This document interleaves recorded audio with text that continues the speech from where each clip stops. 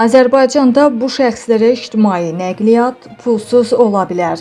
Milli Məclisin deputatı Rasim Nurullayev pensiyaçılara, tələbələrə və həssas kateqoriyadan olan şəxslərə ictimai nəqliyyatda güzəştlərin tətbiq olunmasını təklif edib. Qeyd eləyək ki, bir sıra inkişaf eləmiş ölkələrdə ictimai nəqliyyatda ödənişlə bağlı müxtəlif yeniliklər təqdim olunur.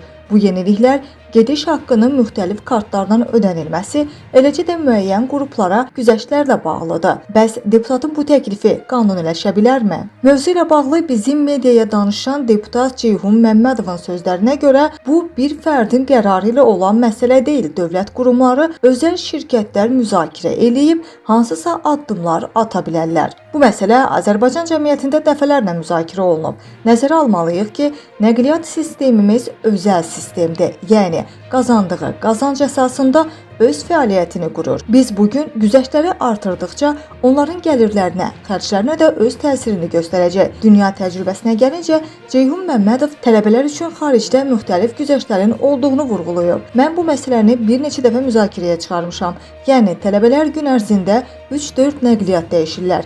Tələbələrimiz və onlara dəstək üçün müxtəlif güzəştlər eləməliyik. Amma bütün kateqoriyaya güzəşt etsək, bu artıq əlavə məsələlər yaradacaq. Gərək dövlət özəl sahəyə əlavə subsidiya versin. Ona görə də bugün tələbələrə güzəştlər məqsədə uyğundur.